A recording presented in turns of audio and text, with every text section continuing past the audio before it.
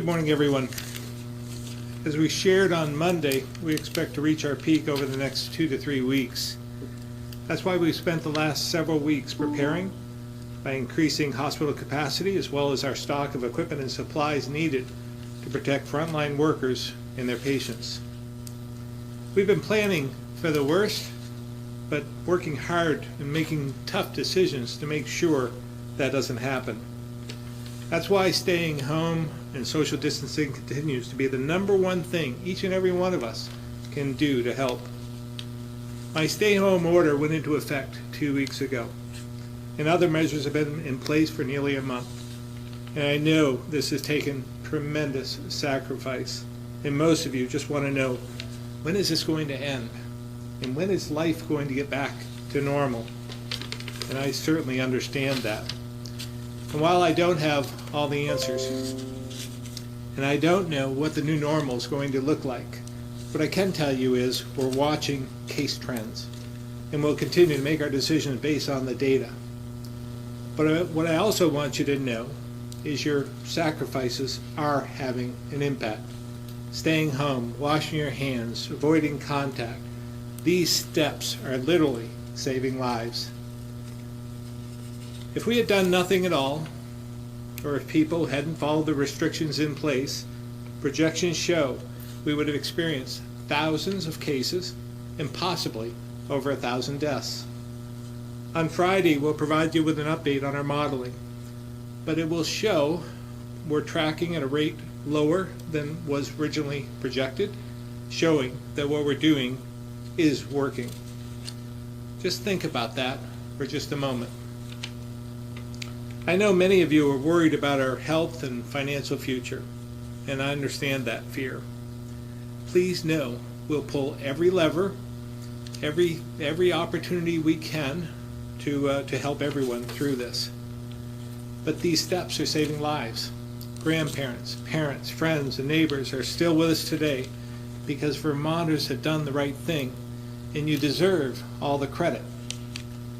But we can't lift our foot off the gas just yet, because this could change in an instant. On Friday, you can expect an extension of the state of emergency order, with more details to come in the next few days. This may get harder before it gets easier, but as soon as the data shows a leveling and downward trend, then and only then will we open the spigot, a quarter turn at a time, to get folks back to work in a way that's responsible and safe. Until then, it's still literally in our hands. And I hope every Vermonter across the state knows just how much I appreciate what each of you have gone through and what you've done. And that I will work every hour of every day to see Vermont through this and to help rebuild stronger than we were before. Together, we will face, fight, and overcome the health and economic impacts of this pandemic, because we're united as Vermonters. With that, I'll turn it over to Dr. Levine for his update.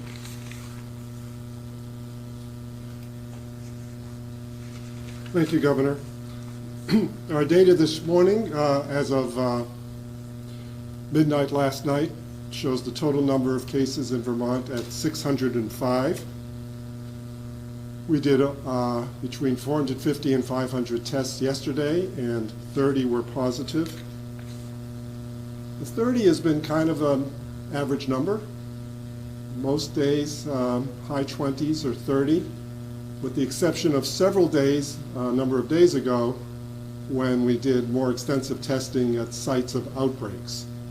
And as you know, the two largest outbreaks we've had were at Burlington Health and Rehab and Birchwood.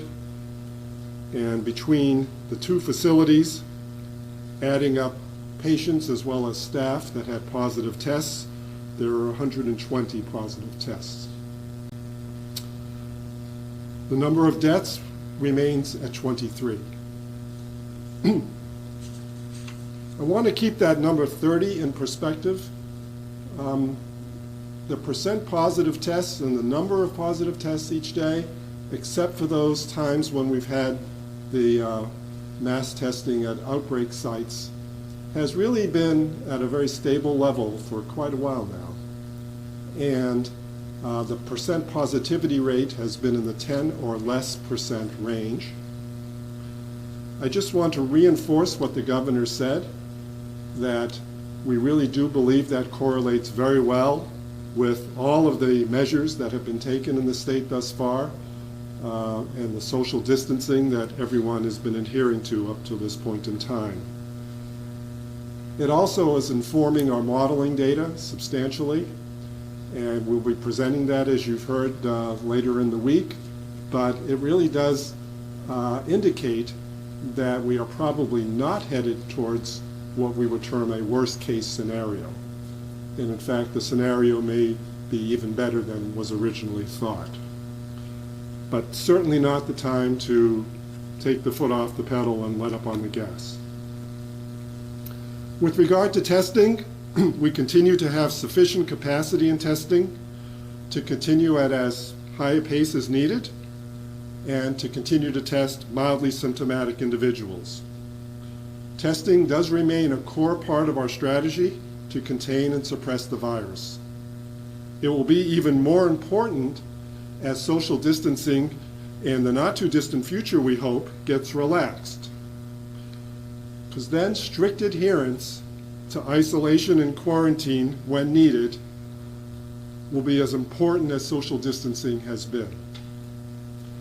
And we've received this week limited rapid testing capacity, which we will start to deploy strategically around the state. I want to thank everyone who has responded thus far for such a robust response to the call for volunteers.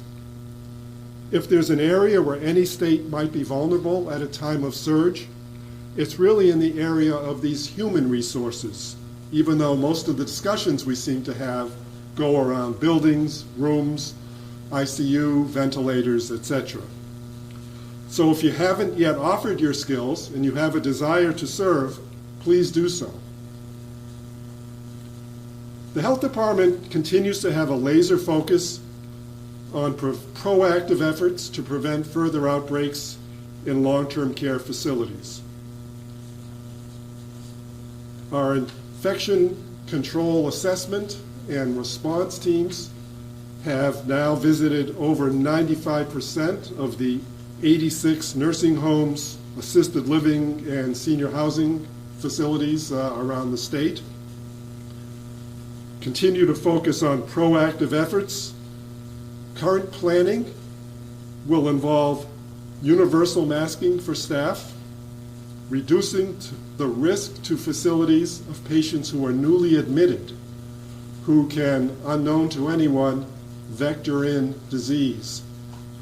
So there'll be policies regarding testing of those patients, especially if they're being discharged from a hospital setting. And even if asymptomatic, quarantining protocols so that if they are harboring infection but in a pre-symptomatic state, that will be immediately confined in the facility.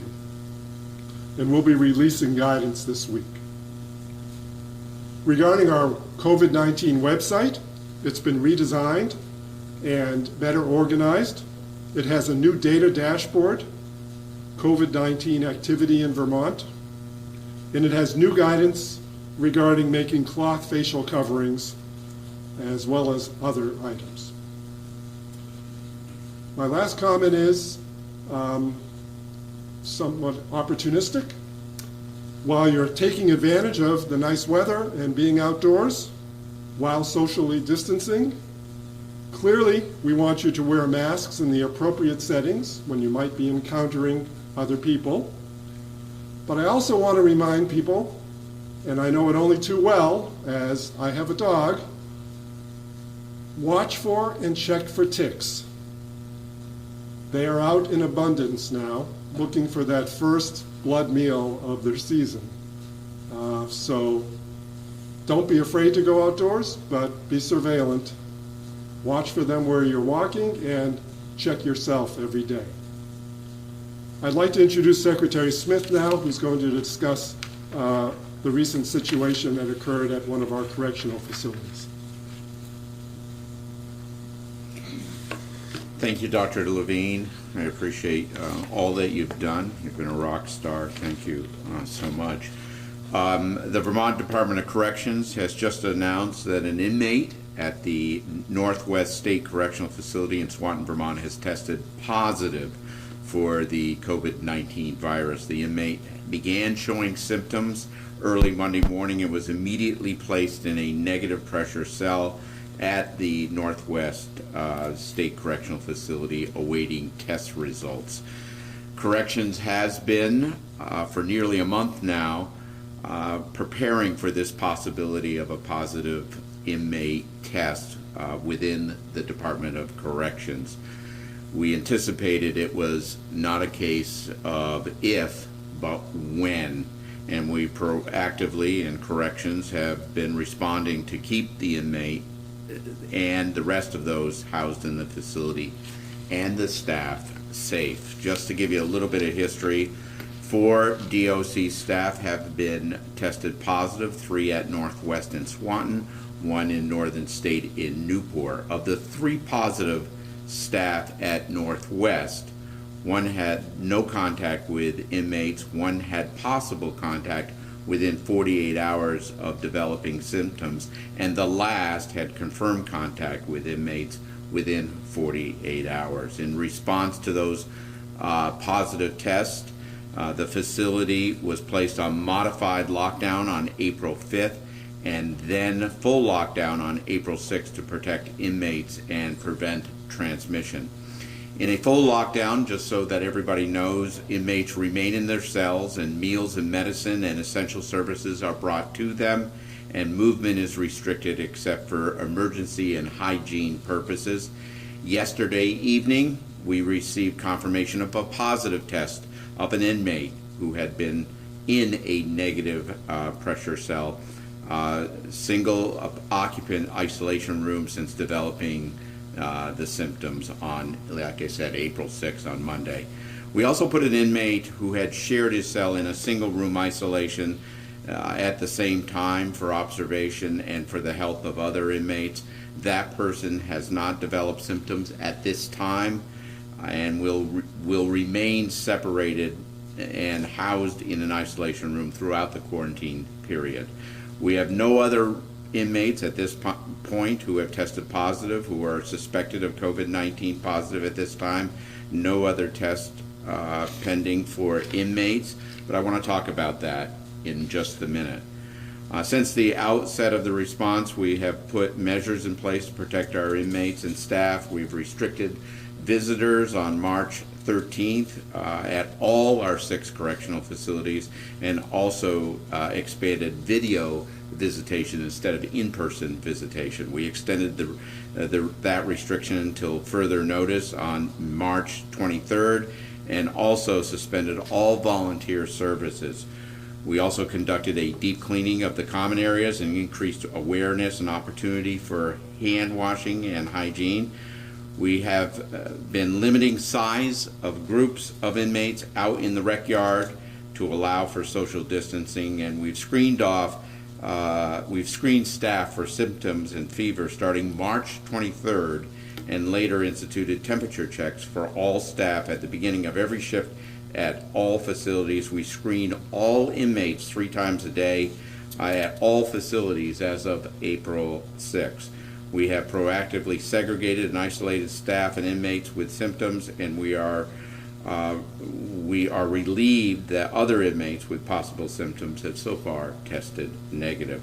We've required all staff now to wear masks at Northwest facility as of April 6th, and we have instituted the same requirement at all facilities starting tomorrow. That includes inmates, by the way, at the Northwest facility. Just so you know, we have negative pressure rooms at Northwest and Springfield. They are used for confirmed COVID positive inmates. We have capacity for 10 patients, 6 at Northwest, 4 at Springfield. DOC can prepare care and necessities for inmates who test positive but don't require significant medical care at these facilities. We have transferred, I think I mentioned this the other day, we have transferred from our Northeast Correctional Facility in St. Johnsbury our inmates from that facility to the work camp. It's sort of adjacent to that facility, to the work camp in Caledonia County, in order to free up the St. Johnsbury site for treatment of COVID-positive inmates. Should any inmate require hospitalization, we'll ensure that that care is provided as well. We have medical care provided by our contracted health partner and have worked closely with them to set up the St. Johnsbury site and ensure it is well equipped and well staffed if we require it. That is a surge site that we will use if we need it. We've instituted direct billing for hotel stays for staff at all facilities who believe they should remain away from their families while they work the shift at the facilities. There's some additional steps we're taking today, and this is what we have instituted as of this morning. While we're prepared for inmate to test positive and expect it would occur, given the wide community transmission of COVID the state is experiencing, I'm ordering additional steps to be taken immediately to help prevent further spread. All inmates and staff at Northwest Correctional Facility will immediately be tested over the next 24 hours. We won't hesitate to retest if needed. The Rapid Response EPI team, the EPI team working with DOC medical staff, will conduct a thorough contact tracing of the recent positive staff and inmate so that additional isolation measures can be taken if appropriate. Contact tracing is underway at Northwestern. The information we have so far does not link the positive inmate with the positive staff, thus supporting the lockdown and additional measures we've put in place. Northwest State Correctional Facility remains in full lockdown. I've also ordered all facilities to put themselves in a modified lockdown to limit the spread of the virus by limiting person-to-person contact. Additionally, all staff and inmates at the remaining facilities will be required to wear masks starting tomorrow. Like I said, that's been instituted at Northwest, but we're requiring it through all our facilities. So that's sort of an update of what's going on. I just wanted to know that our inmate population as of today is 1435. That's quite different than you remember at the start of since the virus has hit us. The inmate population has declined in the last month from 1671 to 1434 through applications of normal guidance for release, which has helped reduce the overall pressure of responding to COVID-19. I attribute that drop to not only our careful application of release rules, but also the reduced prosecution and incarceration activity in the past several weeks as the crisis has expanded. I want Vermonters to know that we take our responsibility to our inmates very seriously. We have responded proactively every step of the way, and we have taken substantial steps to try to prevent significant outbreaks at our facilities. But I'm not surprised we now have a positive inmate. This is a contagious virus, and that is why we are prepared. We will continue to do everything we can to stem any spread of the virus and provide the care our inmates and staff need at this time, and we'll keep you informed along the way. So thank you. With that, we'll now open up for questions. All right, we'll start with those in the room. And that is why we are prepared. We will continue to do everything we can to stem any spread of the virus. Brittany, if you're able to mute whomever that is, thank you. We're going to start in the room. Stuart? Can I just follow up on that, Mike? Can you tell us more about the positive inmate, how he's doing, and why you're pretty sure there was no contact, there's no link between the staff and the inmate? Well, we're not completely certain, but we know that, Stuart, we know that through where people work within the facility and where the inmate has traveled. But I don't want to put a for certain on there right now until we have done the contact tracing. We believe what we believe right now. That could change. And do I know a lot about the inmate right now? No, and I don't have his condition. Obviously, he's not required hospitalization, or that would have happened right at this moment. He is in a negative pressure room being treated by the medical staff on site there. Is there any thought of furlough or even for something period? Furlough for him? Yeah, or even for something even for a long time? Yeah, I don't know. I don't have that information.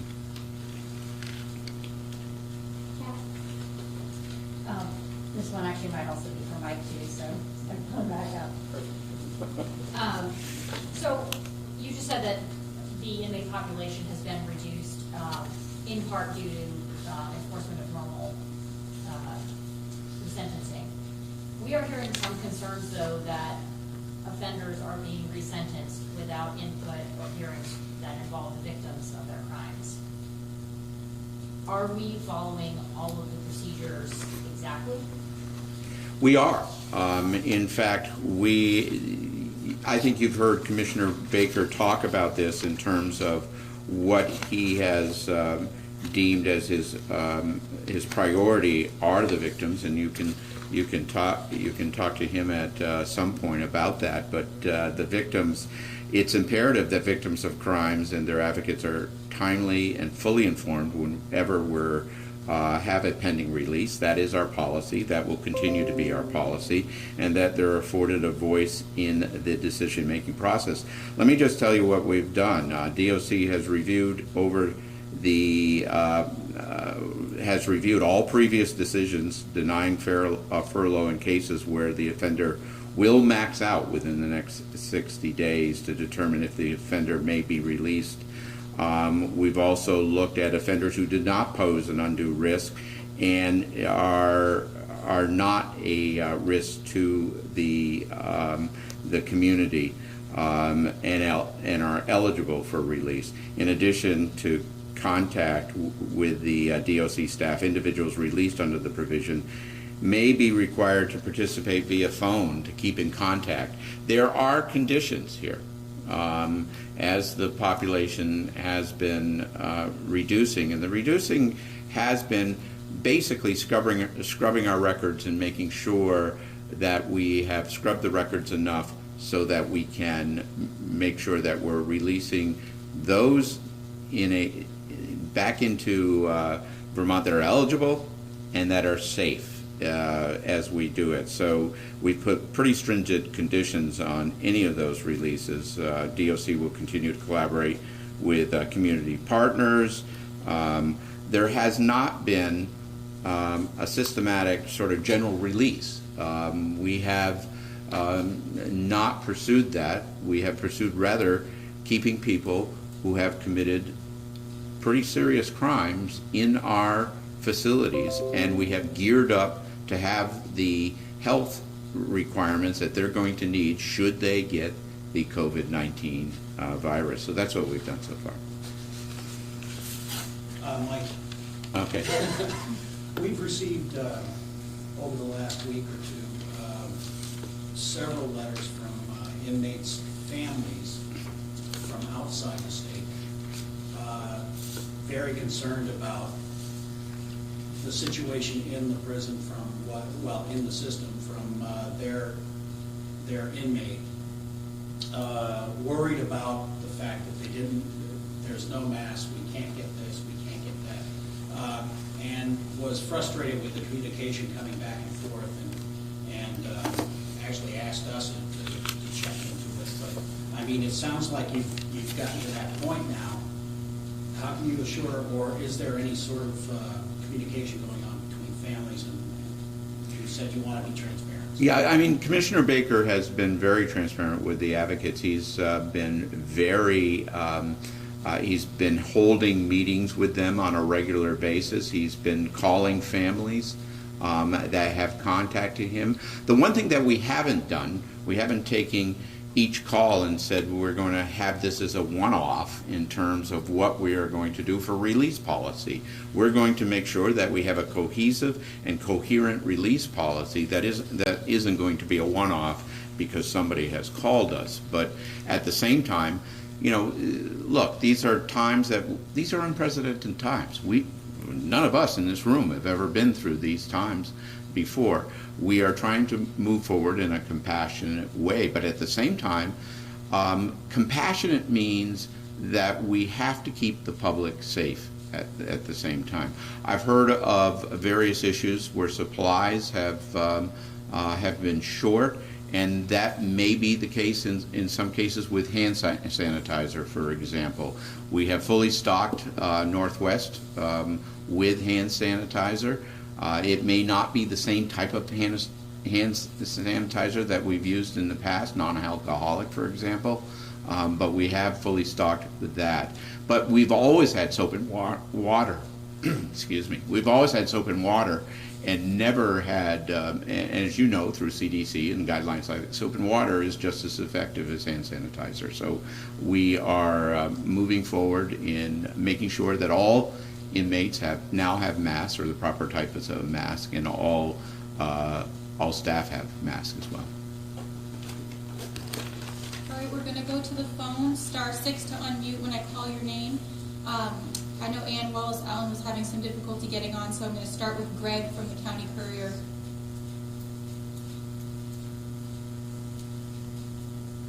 Hi, can you hear me? We can. All right, thank you, Governor. Quick question, and then I have a follow-up. What is the age of the inmate who tested positive at Northwest?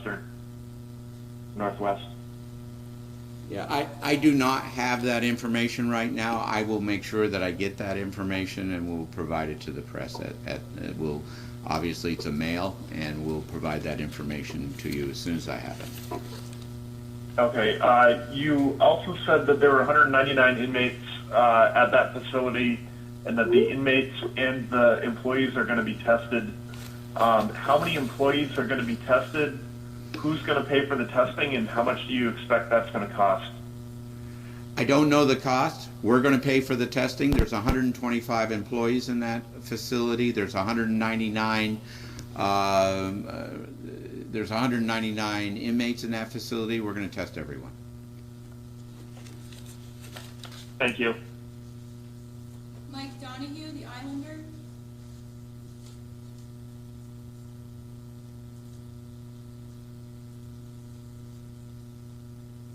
Mike, *6 to unmute.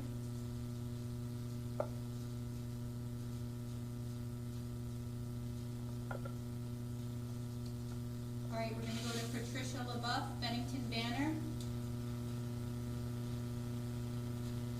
Hello, can you hear me? We can. Wonderful. Worked the first time this time. My question is for Dr. Levine, if he's available. Dr. Levine, you mentioned that you now have rapid testing. I believe you mentioned that capacity came in this week. I'm wondering how much rapid testing kits, I guess the term would be, did you receive, and are they from the federal government? And how is this going to augment the response? And I assume rapid testing means less than 48 hours, but I should clarify that as well. Good. So these are from Abbott, the manufacturer, but they are from the federal government. They're being distributed to every state, and I believe tribal territory and other territories as well. There are 15 of them coming to Vermont.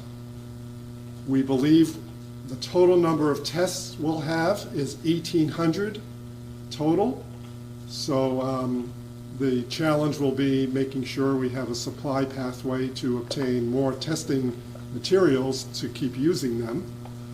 And we are currently developing strategically targeted approaches.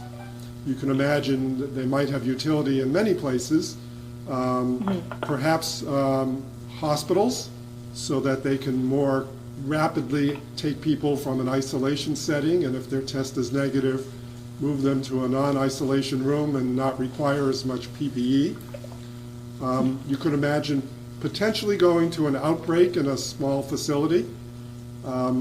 It takes about 15 minutes per test, so if there are too many employees and affected residents in a facility, we probably want to just do more traditional testing and send them all to the lab, rather than wait a couple days to get through hundreds of people. But in some kind of outbreak situation, that might be a viable pathway. And then they could also be used in some of our pop-up new testing sites to provide some rapid turnaround. So we're exploring all of those and trying to decide what would be the best use of those machines. Okay? Do you know when you anticipate rolling out those rapid testing? I would say days. And you said 1,800 total, around 1,800 total. That would be total number of tests that can be done rapidly, correct? Right, 120 tests per machine. Okay. Oh, right. So it's 15 machines that can run 1,800 total rapid tests. You got it. Okay. Thank you. Raymond Torres, News 7.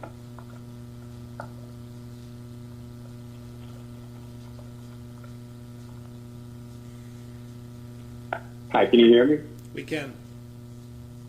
I just had a question on the stay home, stay safe extension. I was wondering if we had any details on that today. No details on that today, other than to say on Friday I'll be making an announcement as to the extension of that. But there will be some clarifications made within the order. But I wouldn't expect there would be anything substantial with this order. But then stay tuned for next week. We may, depending on what we see with the trending and the data that we have available to us, we may be making some changes next week. But again, I want to stress, we are data-driven. We're going to watch what's happening and make sure that we're doing everything we can to keep Vermonters safe. But knowing we have to get to some sort of normalcy in the near future. But again, we'll just watch the trending before we do that. Thank you. Sean Cunningham, Chester Telegraph.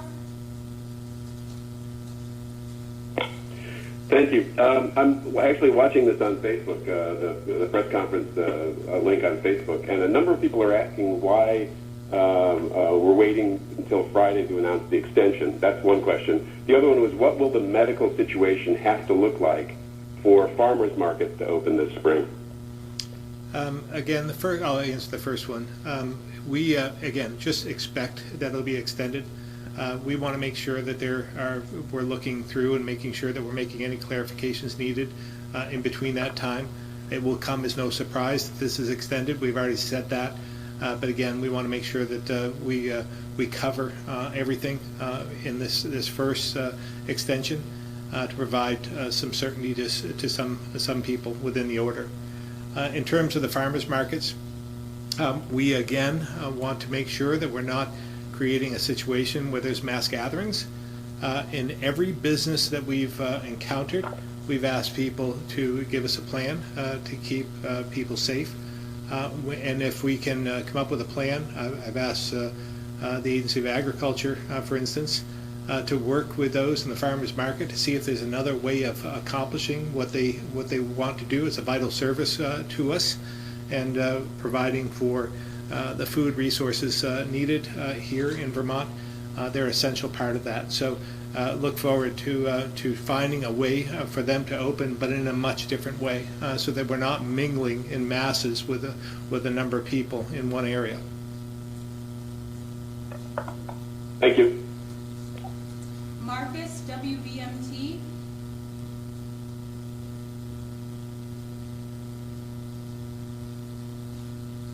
Marcus?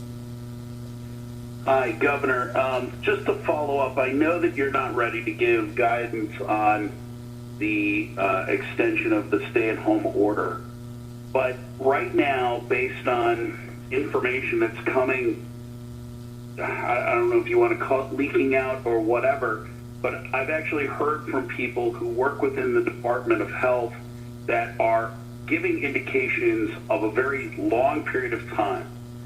In order to stem at least some of the rumors that are going on out there, can you describe at least the range of consideration that you're giving?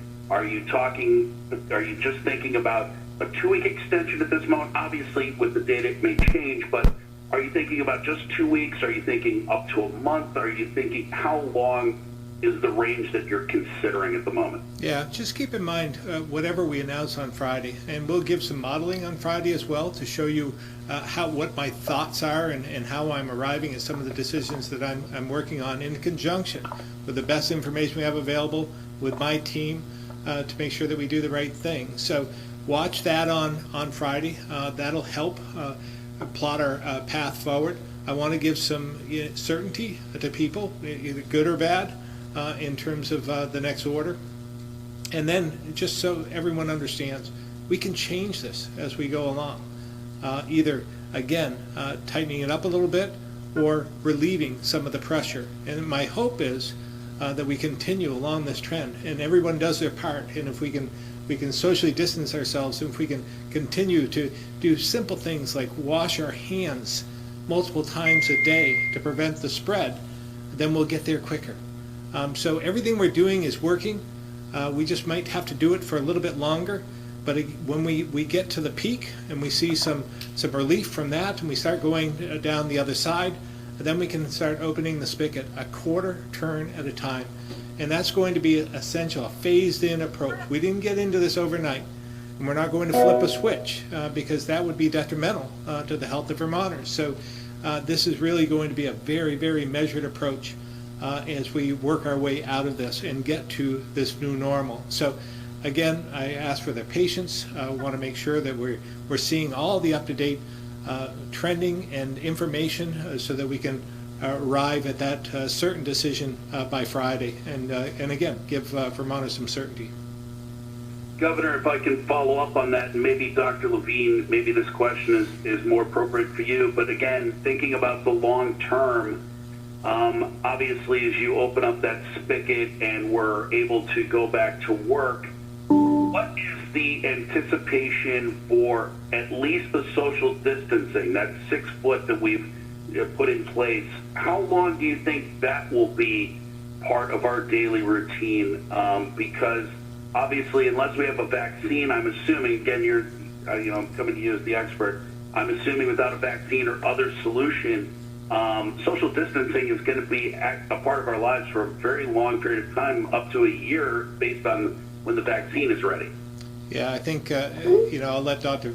Levine weigh in, but again, additional testing, more testing, making sure we find those hot spots when that if we're looking at a forest fire approach and we see that ember flare up somewhere, we have to make sure there's a rapid response to surround that ember to prevent another mass fire from growing. So this will be part of the new normal, and we'll be more of us will be wearing masks in the future. Trying to make sure that we're not transmitting this virus because it's so contagious. And without the vaccine in place, it's tough to say because it's still amongst us. Even though we're doing a lot of great work here in Vermont, it's still going to be here for the foreseeable future until we have that vaccine to prevent each and every one of us from obtaining or contracting this virus. So this is going to be a long haul. It's going to be a new normal. But again, what we're trying to prevent is the spread of this, as well as to make sure that we don't overwhelm our healthcare system. So we've done a really, really good job so far. And if we can keep and maintain under that level and make sure we don't overwhelm our healthcare system, we'll start opening that spigot in order to provide for relief and people get back to work. But again, I think people should just assume that's going to be in a much different way. But we've adjusted to these things over time. In other crises that we've faced over the 100, 200 years, over the last 200 years. Whether it's the 9/11 crisis, where we had to get accustomed to new ways of traveling and so forth. TSA came about. We weren't able to freely travel as much as we did before. This too will come with new normals. So with that, I'll let Dr. Levine weigh in. That was quite thorough. I'll give my own angle. so I don't repeat what the governor said. There's metrics that we're very transparent about, that you ask us about all the time, and we give you the numbers. And obviously that's going to play a big role in decision making. So whether the metric is how stressed or unstressed is the hospital system and our healthcare system, we have all the numbers that will help us sort that out. And then we have numbers about how often are Vermonters becoming symptomatic with the disease. And right now, I think if you remember my opening comments, I regard us as, with the exception of these small outbreaks that you've been hearing about, we're in a pretty much of a plateau phase, I would call it. But that's not the same as deceleration, you know, and with any viral infection in a community, there's an acceleration phase.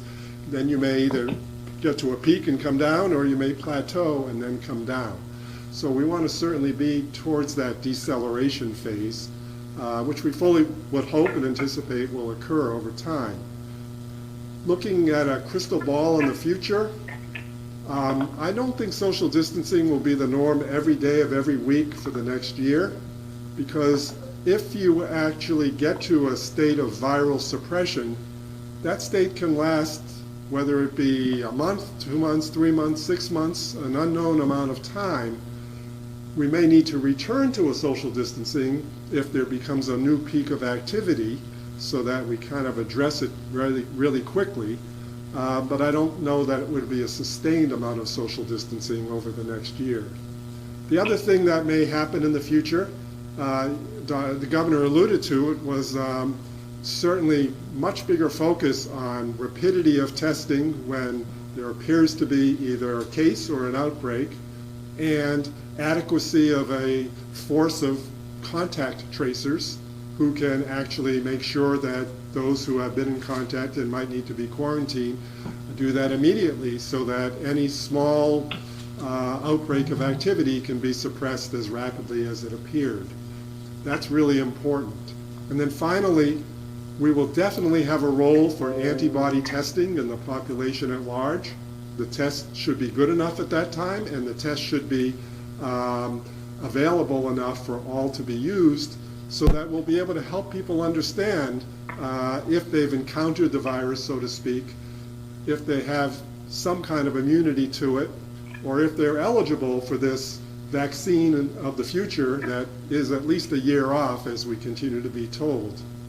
And we'll understand what being immune means at that point in time as well, because there's still uncertainty about having a positive antibody test, and does that mean you're free from worries the rest of your life, or will it be like other more mild coronaviruses that we actually encounter all the time in our world, where you can get those infections over and over again, but they're never as serious as what we're seeing with this novel virus.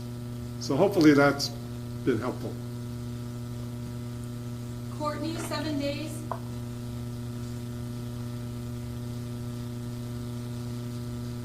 Hi, this question is also for Dr. Levine. I believe you said today that there are 120 cases of COVID-19 between the 2 elder care facilities in Burlington, the Health and Rehab and Birchwood Terrace.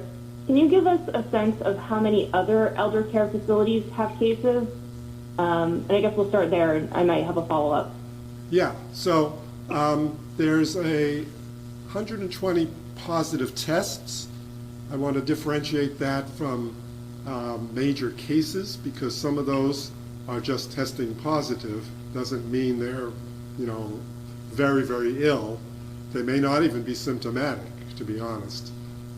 But many of them, of course, are. So 120 positive tests. We've had a few other outbreaks that we've reported on at these press conferences that have not grown at all from the initial small numbers that we found, referring to several in Chittenden County. There's approximately a dozen sites, all inclusive, around the state that we're actively looking at, but none have substantial numbers of cases, very small number of cases.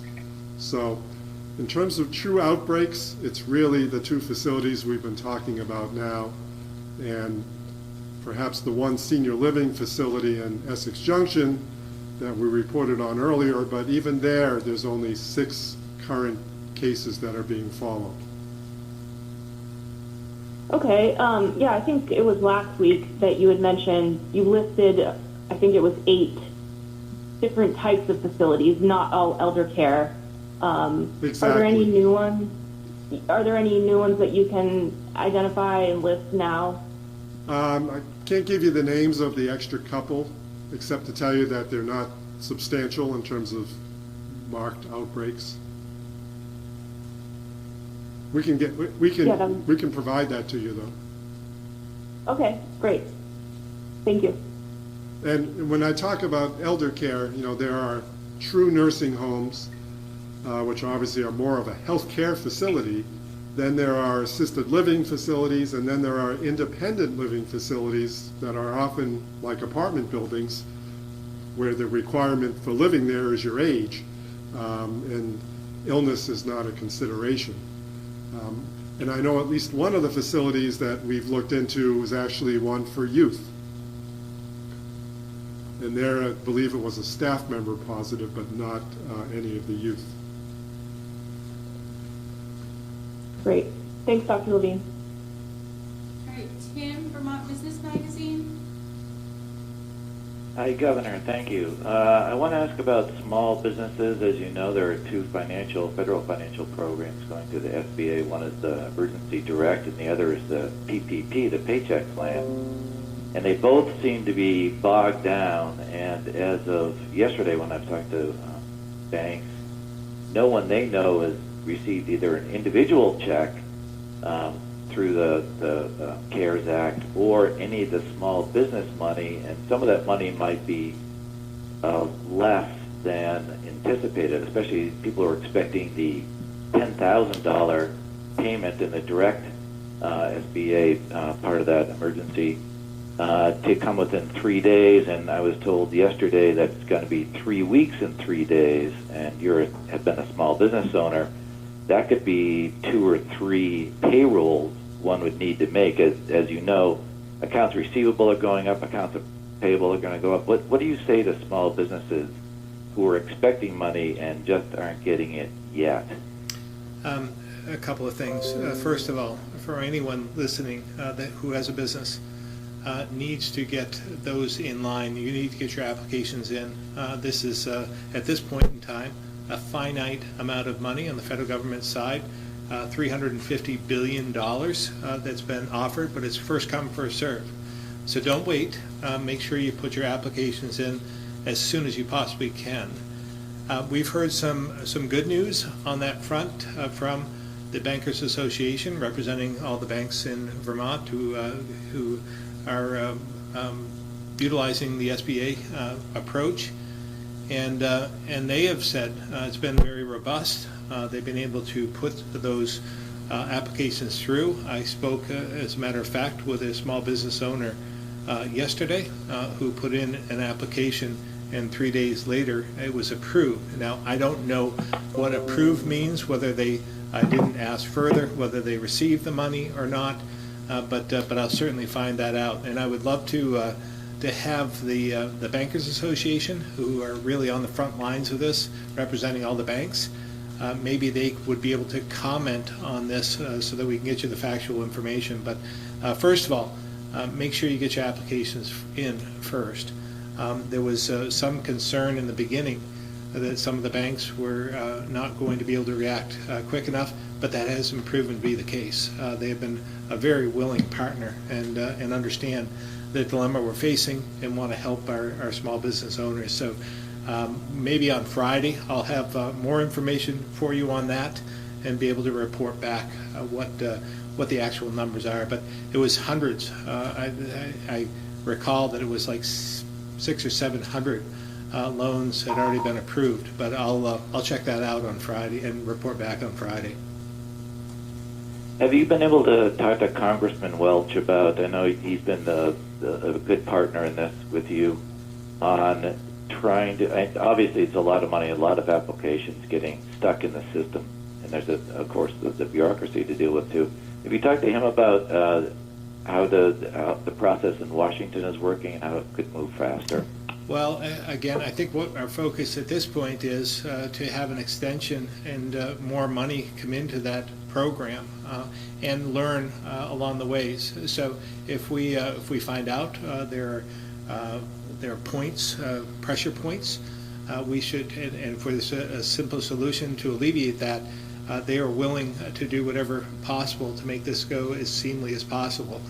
Understanding that we are facing some challenges within UI, unemployment insurance, and some of that is due to some of the strict federal regulations that go with that. So, and the sheer volume of the number of people calling in and coming in and applying. So we're working our way through that. We understand the problem there, and we're working right now to rectify that. So suffice to say, it's the same with the SBA loans.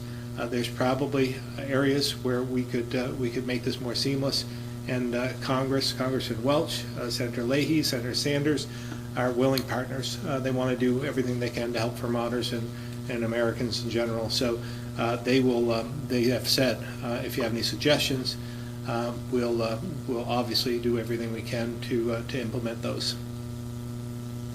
Thank you. All right, Mike Donahue, the Islander. Can you hear me now?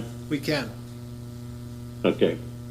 Secretary Smith addressed the efforts by the Department of Corrections to reduce inmate population, and I know the state attorneys in all 14 counties have worked to whittle the list of pre-trial status people into shortened sentences, but the defense bar continues to make the full court press to spring many of the people that include the most dangerous inmates. And many of these are murderers, rapists, arsonists, violent domestic abusers, child abuse, sexual abuse, and the motions all seem to just want to bring these people into the community. And one inmate has lost 60 motions in the last 2 years to get out, but now he's using the COVID-19 to try to get out. I'm just wondering what you as governor can do to help protect the towns that are likely to get these inmates if there's a mass opening by the courts or whatever. Barry, Burlington, tend to be the homes. Brattleboro, St. Johnsbury. What can you as governor do to protect, a mass release of some of the more dangerous inmates? Yeah, again, I'll have Secretary Smith comment on this as well. But as you know, Mike, public safety has been one of the primary focuses since I've become governor, and I take that seriously. In this situation as well, and that's why we're taking a measured approach, doing all we can to reduce the population in a responsible and safe manner, understanding that these aren't petty crimes. These are folks, offenders who have committed horrific crimes, and we can't just open the door. So we'll continue to take this measured approach and do everything we can to protect Vermonters and the communities throughout Vermont. But Secretary Smith.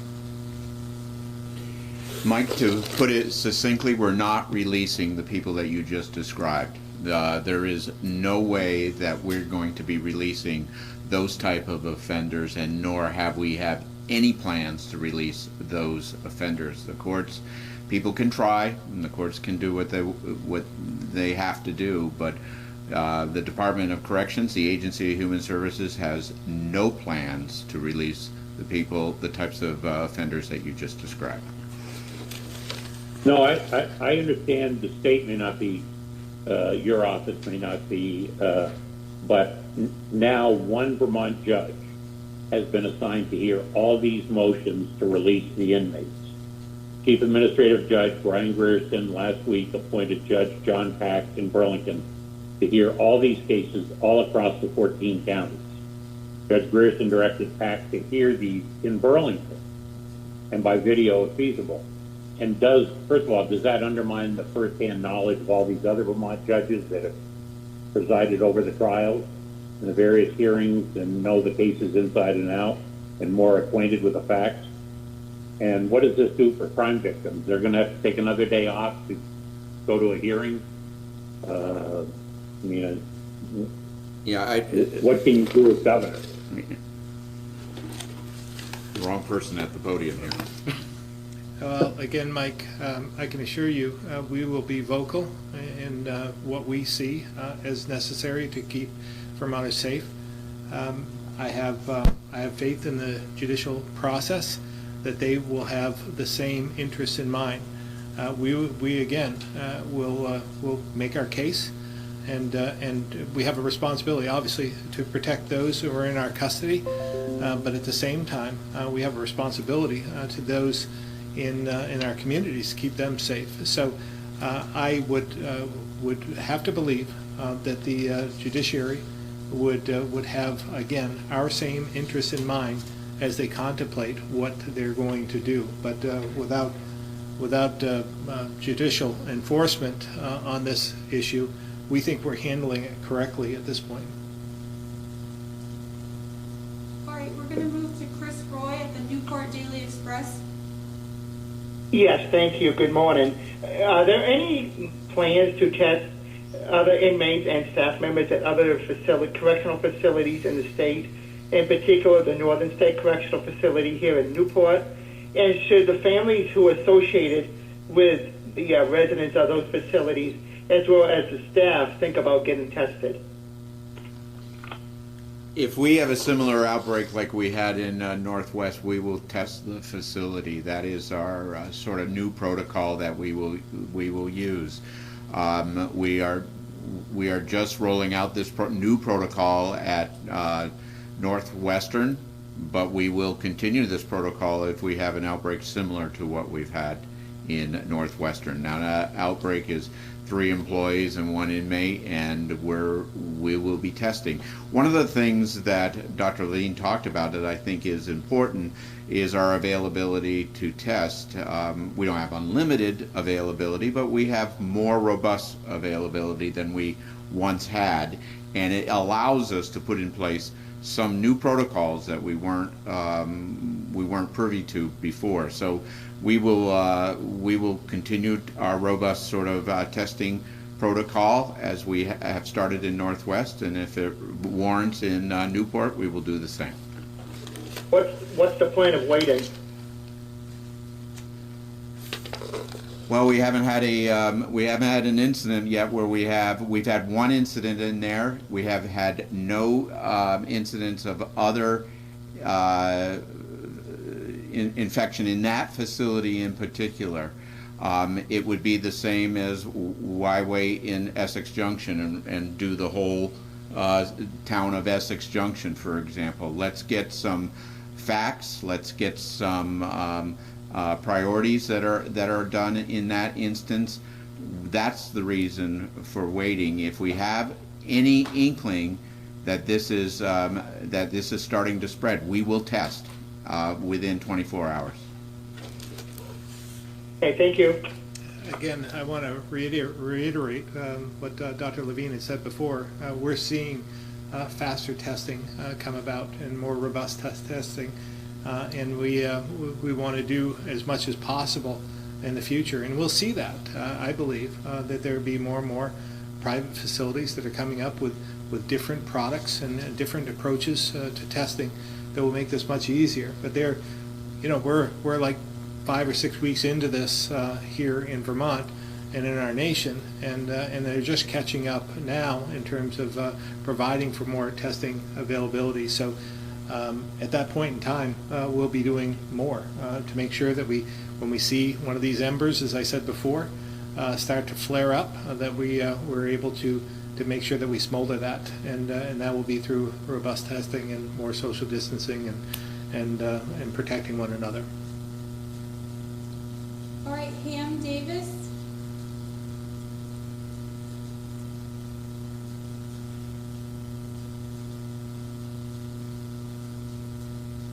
Ham Davis, *6 to unmute.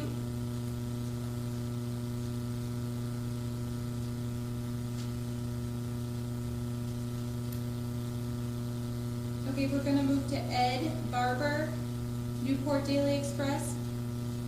Yeah, hello. This is Ed Barber, Newport Daily Express.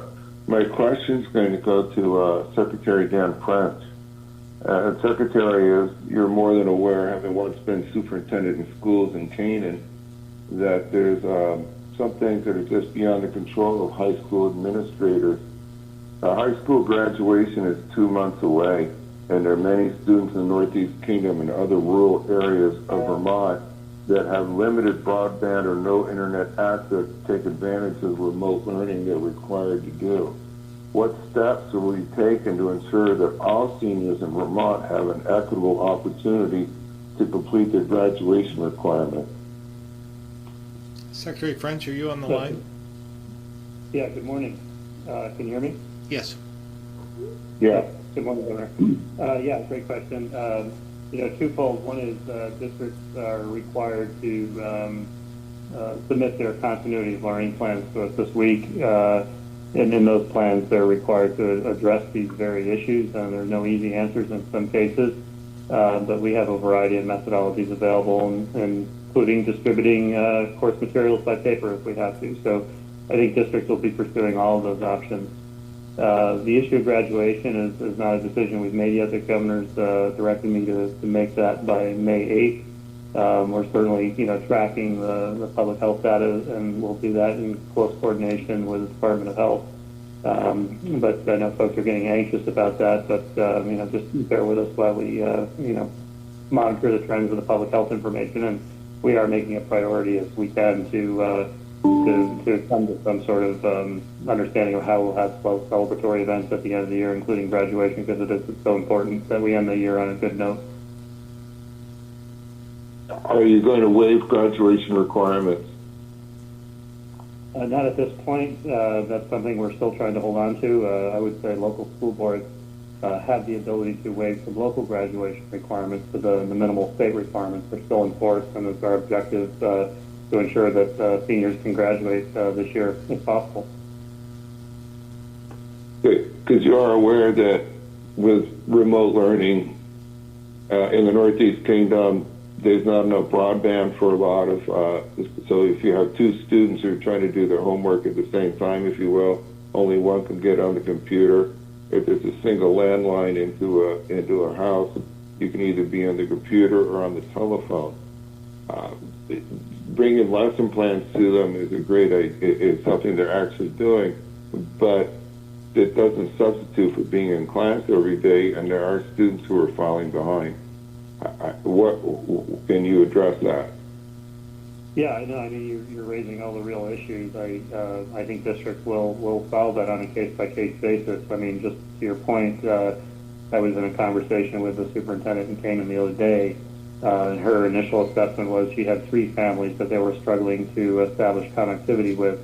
So I think, that boots on the ground sort of approach and problem solving on the behalf of each individual family and student is going to be necessary in this situation. And I think, we all of us we're going to make seniors and their graduation trajectory a priority. But it's going to devolve to folks working individually with their families and their students. Okay, thank you. All right, we still have several reporters to get through, and we're over an hour in, so just a reminder to folks, there are opportunities to get your questions answered after as well. Wilson Ring, AP.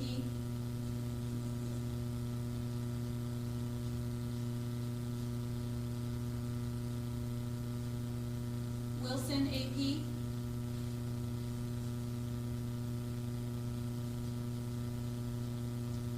All right, Joe, Barton Chronicle.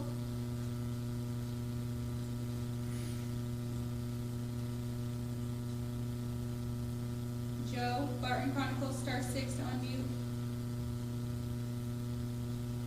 Okay. Andrew, Caledonia Record. Yes, hi there, can you hear me? We can. Yeah, a real quick point of clarification from Secretary Smith, and then a question for Dr. Levine, if I could. From Secretary Smith, the usage of the St. Johnsbury prison as the hospitalization location, Is that for all inmates that require a hospitalization level of care, or only after the 10 negative pressure units have been occupied? It's and how many spaces do you have in St. Jay? It's a surge facility for if we need an overflow from the 10 negative pressure units that we have, or if we need an overflow from any other facility. It is an overflow surge facility that will be used. I will get the number to you at a later date. I don't have that number with me right now, but it just so clarification, it is. You'll know the issue. We've moved everybody out of that prison in that correctional facility in St. Johnsbury, moved them to the work camp. That correctional facility will be the surge facility there in St. Johnsbury. So I'll get you the number after the presentation. Okay. Thank you. And then for Dr. Levine, can you speak to the positive case at the St. Johnsbury House, which is a senior housing apartment building? It's not necessarily a medical facility, but everyone is 55 or over. And it's also home of our Meals on Wheels Center, which serves pretty much all of Southern Caledonia County and Essex County. Yeah, I can't speak to that now, but we can get back to you on that. Can you? I can speak to the wheels and the Meals on Wheels. My understanding, there was the preparation of meals in that facility has been moved to another facility. Heard that this morning on our agency sort of roundtable call that we had. So we'll follow up with that as well. All right. Oh, was that it, Andrew? Sorry to carry on. Yeah, Dr. Levine, is there any intention, do you know, of any increased testing at the St. Johnsbury House, or is it waiting to see whether that one case becomes more? Yeah, I've not been told by our rapid response team that that's going to be necessary, but we'll get back to you on that as well. Okay, thank you. Lisa, AP.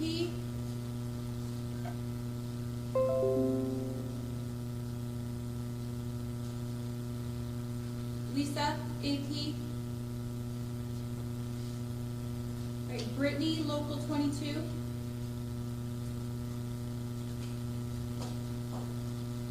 Hi, I'm not sure who can answer this question, but you're saying that in Vermont that we have a good amount of testing. We're able to test a lot of patients here, and I know you spoke a little bit about this on Monday, but some of our surrounding states are having trouble getting testing. In particular, we've gotten information from the Plattsburgh mayor says that they desperately need tests. Is there any plan or any conversation to help them out with the lack of testing that they have?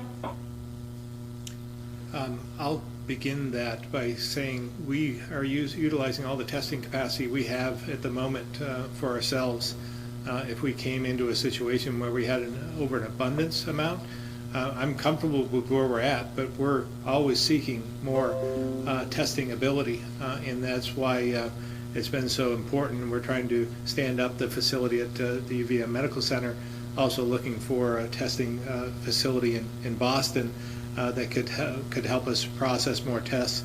We're sending tests every day, flying them to Mayo Clinic.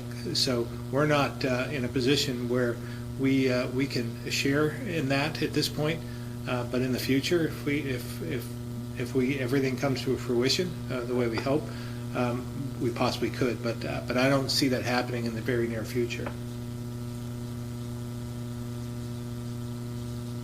All right, John Dillon, VPR.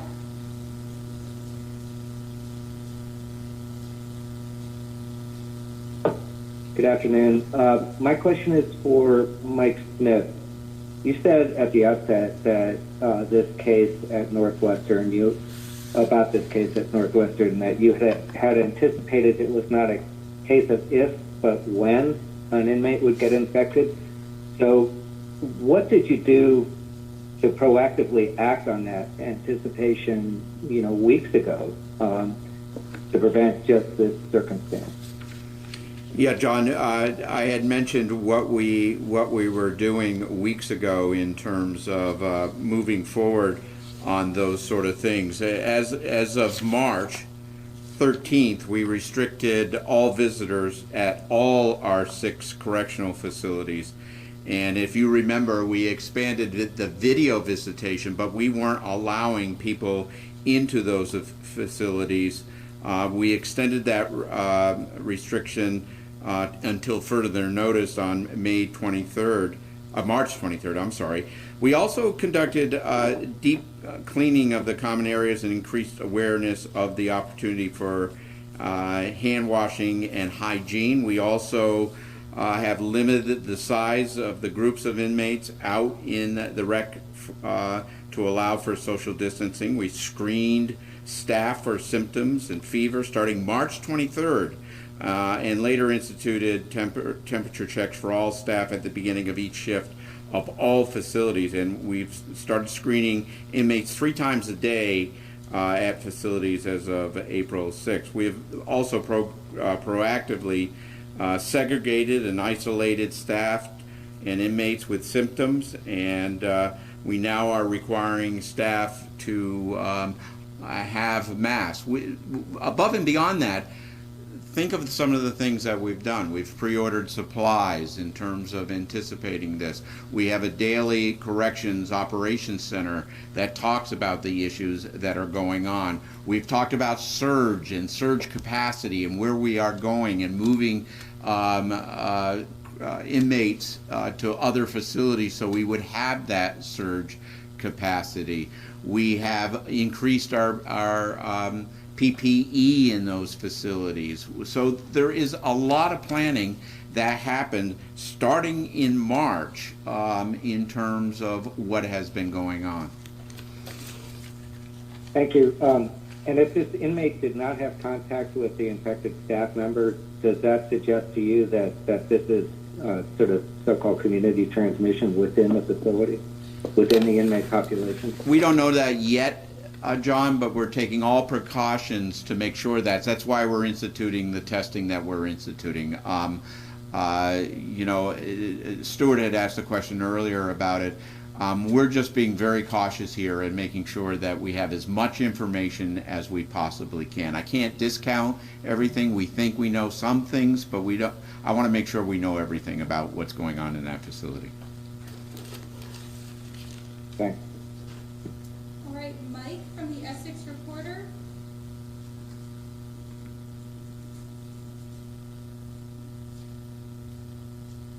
Mike, Essex Reporter.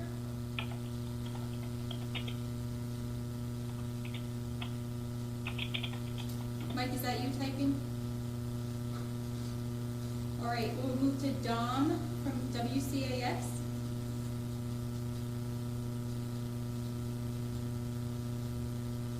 Hello. There's been some concern about businesses that may not be essential complying with this shutdown order. First, has the state issued any shutdown orders to businesses, and what steps are being taken to ensure businesses are complying with that order, even some of the businesses that haven't gotten a state-issued warning? Mike Sherling, if you're on the line, Commissioner of Public Safety, possibly you can answer that. I can, Governor. I am on. The monitoring of compliance continues by law enforcement statewide. There's also a web portal that's been set up for folks to report non-compliance. What happens after that is that comes into a central location, then sent back out to local law enforcement agencies to go out and make a check to see if the report's accurate. If it's a substantial issue with non-compliance, it's then routed to the Attorney General for consideration and further action. Have there been a lot of these complaints made? As of Tuesday, I think that number was in the low tens, maybe 30 or so complaints. So not an extraordinary number via the web portal. Okay. And then you guys are also having waiver requests to stay open for businesses. Have there been a lot of those as well? That I would have to defer to the Agency of Commerce. Yeah, Secretary Curley. Hi. Yes, I'm on the line.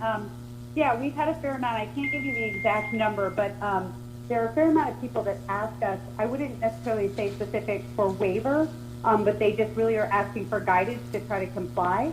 We definitely have had some asks for waivers.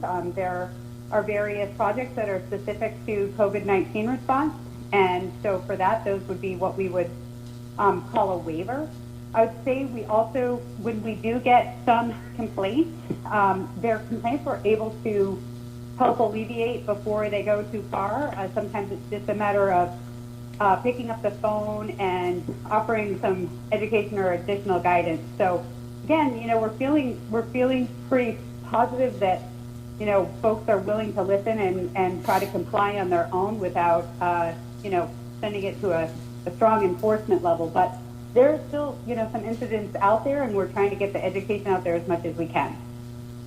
Yeah, we've heard from a lot of businesses that they shut down voluntarily, but some of their competitors are staying open, and that's feeling like they're following the rules and others aren't, and they're kind of losing out.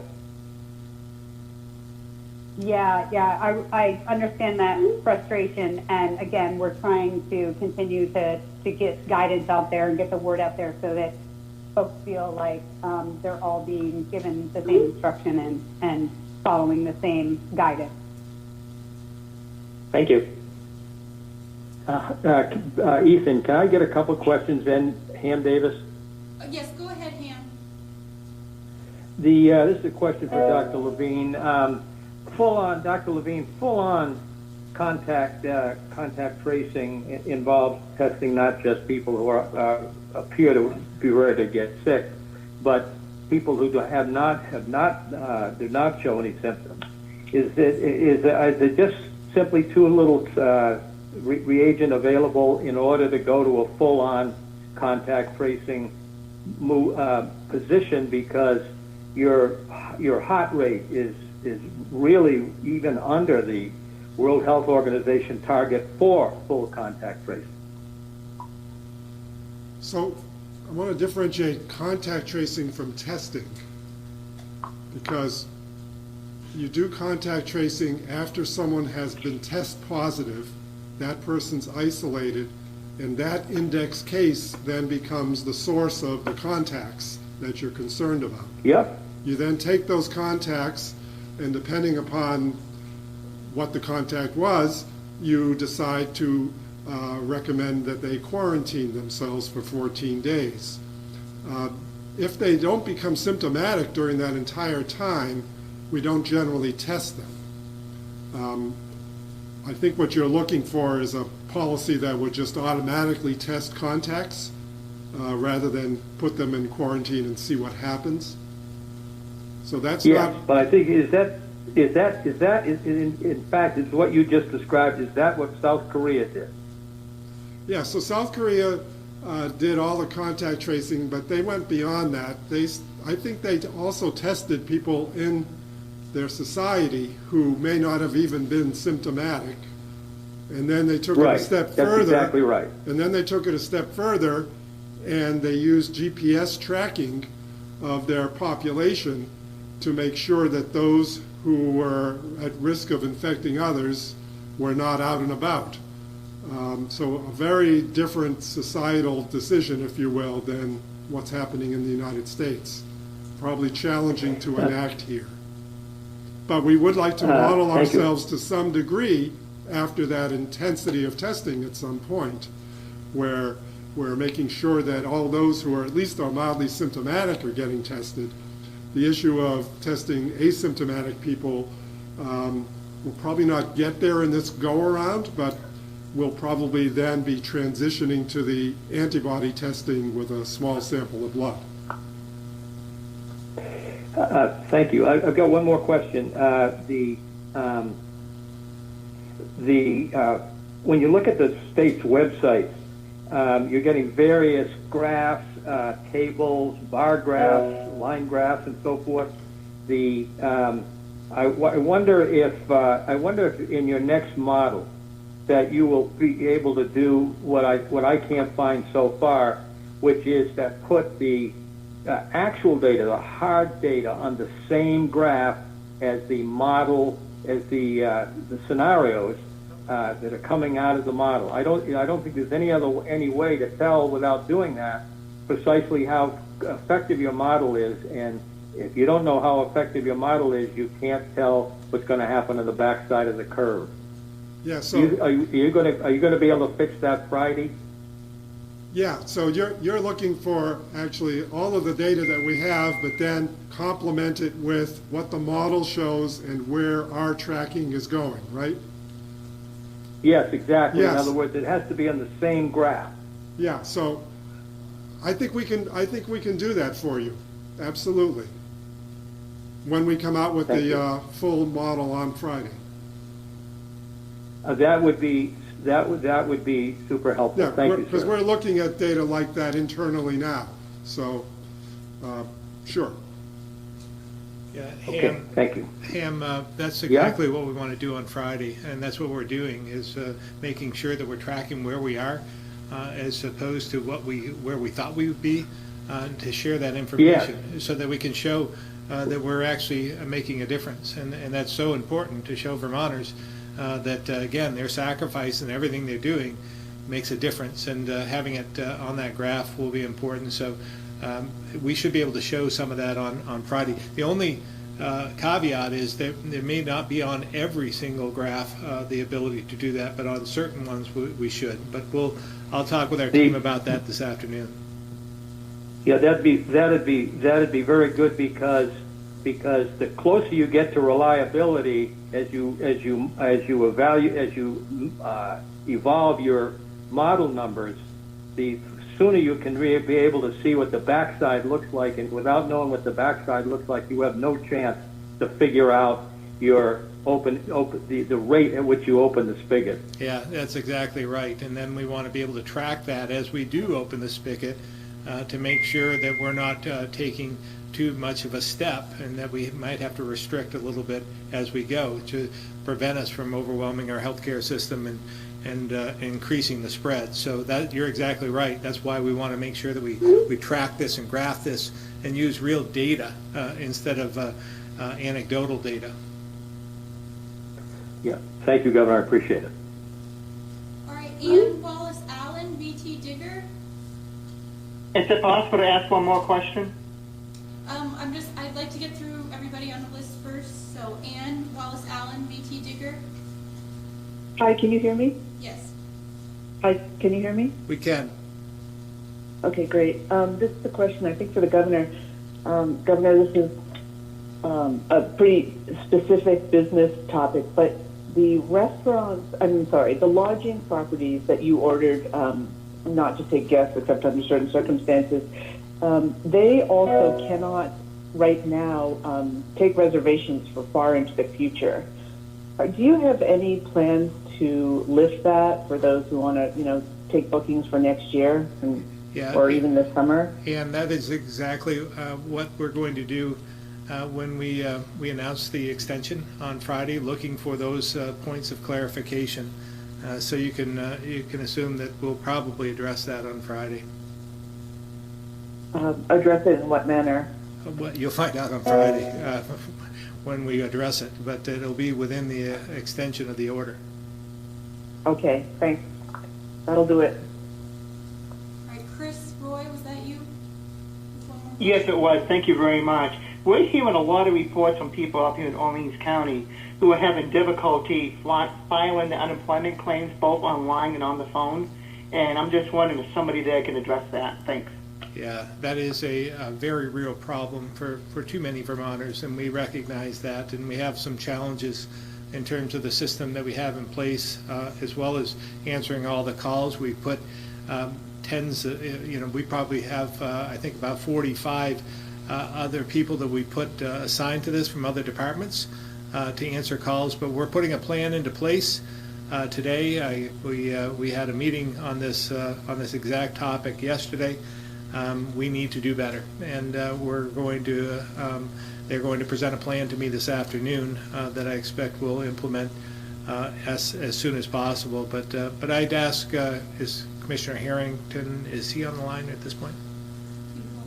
Yes, sir. Okay, if you could comment further, that'd be great. Absolutely. Everything you said, Governor, is correct. We have expanded our calls ability to take calls. That certainly is not enough given the high number of volume and the issues that people are running into. So we are, even as early as today, doing some temporary expansion to help clear these issues that are on people's claims, and we'll be implementing that today and tomorrow. But as the governor said, we're also going to be looking at other longer-term sustainable solutions that would alleviate the need or the demand, I guess I should say. The issue, just so everybody is aware, is that probably 40 to 50% of the claims that come through our system have some type of issue attached to them, whether it's incomplete information or just something that needs a second look. And so we're trying to devote as much staff as we can to clearing those issues, because it's those issues that are persistent that are causing people to have to call the claim center. So we're looking at various ways to deflect those calls and answer them, but also have staff resolving the issues, which will resolve the reason why the person is calling the claims line. So as the governor said, we are moving forward with some initiatives even today and over the coming days. Mike Donahue, can I ask a follow-up to that? Okay, Mike, but this is going to have to be Just quickly, have you considered going to a 24-hour a day operation? I mean, you've got extra state employees and you're training extra people, and just because of the surge that's coming right now, opening it up for 24 hours a day and let people call after hours. Yeah, and I'm glad you asked the question, because it will allow me to articulate what the issues are we're running into. We operate right now a 30-year-old mainframe system that has to come down each day to run the jobs that we put into it to be able to process the claims and issue the payments. And so the more claims we're processing, the longer those jobs take to run, and we can't be processing jobs and entering information into the system at the same time. And so while we would love to keep the phone lines open 24/7, our system does not allow for that and be able to process claims and payments at the same time.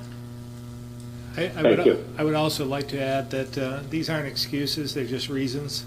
We know we need to do better. We're looking for every opportunity to do that. We're going to have a plan in place for us to be able to receive more calls so that people can talk to us, a real person. I think that's important. The economic uncertainty that this pandemic has caused is very real to too many Vermonters. And we know the best way to help them in that regard is to get them the money that they need. Again, this is going to be a priority for us this week.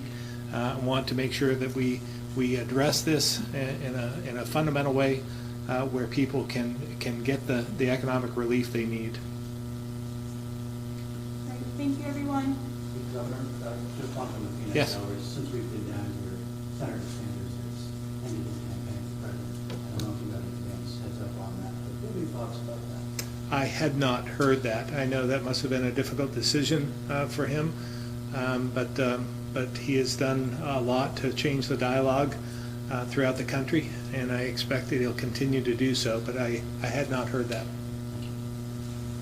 Thank you all very much for tuning in. We'll see you on Friday to talk more about modeling and the executive order and other issues that come in between the time. Thank you very much.